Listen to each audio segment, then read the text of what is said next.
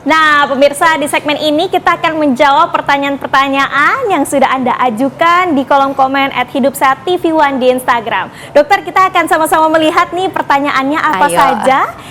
Di belakang kita ada 3 pertanyaan, saya akan bacakan satu persatu. Yang pertama dari Helmi Mustika. Dok, mau tanya bagaimana cara mengetahui keadaan jantung dalam keadaan baik atau tidak, Dok? Terima kasih. Kemudian ada dari Gita Marinda Putri.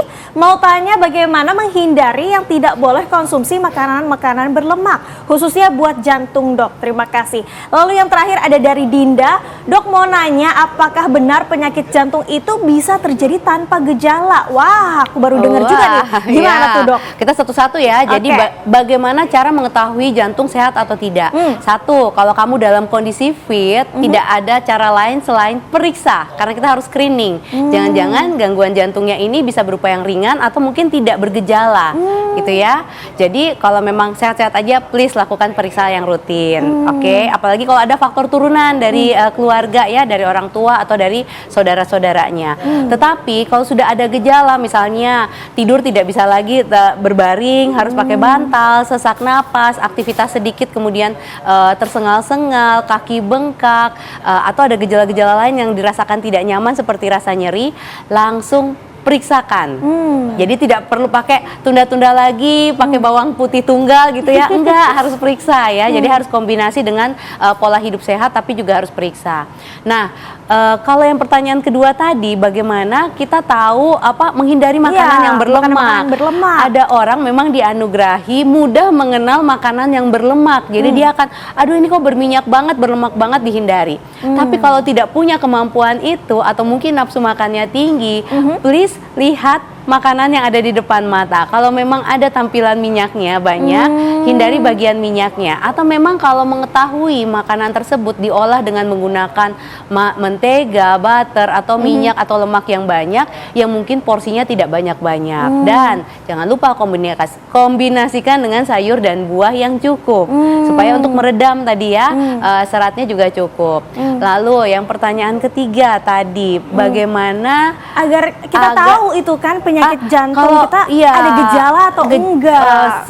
Bisa bergejala atau bisa ada yang nggak ada gejalanya gitu, Dok? Bisa banget, karena tahu-tahu ada banyak yang kasus kita tahu hari ini baik-baik aja, tahu-tahu serangan jantung. Iya, serangan gitu jantung ya. kemudian meninggal. Aduh, nah yang harus kita waspada adalah ketahuilah bahwa gangguan fungsi jantung itu tidak melulu menimbulkan nyeri, tidak melulu kemudian hanya di pembuluh darah.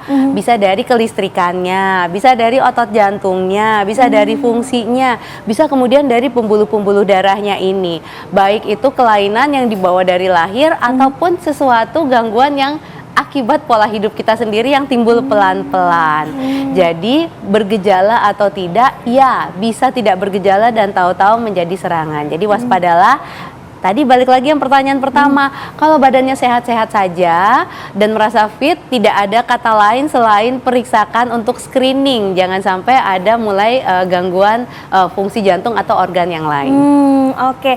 Nah, terakhir nih, Dok, tips untuk agar jantung kita tetap sehat dan konsumsi makanan apa saja yang baik gitu agar kita selalu sehat. Baik, dari sisi nutrisi banyak nih. Yang pertama, jaga berat badan, kemudian hindari konsumsi lemak yang berlebihan, apalagi lemak jenuh dan lemak trans. Apa itu lemak jenuh dan lemak trans? Bisa browsing sendiri.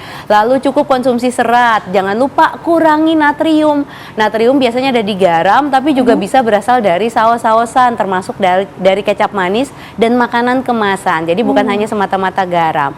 Lalu perhatikan karbohidrat yang dikonsumsi, sebaiknya hindari yang simple, gula, kemudian yang mudah diolah seperti tepung. Konsumsilah karbohidrat yang kompleks. Jangan lupa cukupkan protein, karena protein ini yang menjaga seluruh sistem imun kita, menjaga otot kita tetap baik, metabolisme kita juga tetap baik. Konsumsi lemak memang penting, cukup penting, tetapi konsumsi lemaknya ditakar dan pilih lemak yang baik. Misalnya jangan menggoreng pakai minyak apapun. Kurangi makanan digoreng, tetapi ada baiknya minyak yang baik ini dikonsumsi dengan olahan yang minimal, tidak melalui proses pemanasan. Jangan lupa air, cairan juga harus cukup. Kalau memang sudah ada pembatasan cairan atas indikasi medis, ya dengarkan kata dokter yang membatasi cairan ini. Oke, terima kasih banyak Terima Dokter kasih, Maria. Itulah sama-sama. tadi tips agar jantung kita tetap sehat ya. Iya. Dan jangan lupa untuk melakukan pola hidup sehat dan mengecek ke dokter walaupun tidak ada gejala ya Betul dok ya. sekali. Dan pemirsa, demikian sudah Hidup Sehat untuk hari ini. Tidak terasa 30 menit kami menemani Anda. Jangan lupa saksikan Hidup Sehat setiap hari Senin sampai Kamis dari Senin sampai Jumat pukul 8.30 waktu Indonesia Barat. Saya Sekar Wanda bersama dengan Dokter Maria pamit undur diri. Terima kasih atas perhatian Anda dan sampai jumpa. Indonesia Hidup Sehat.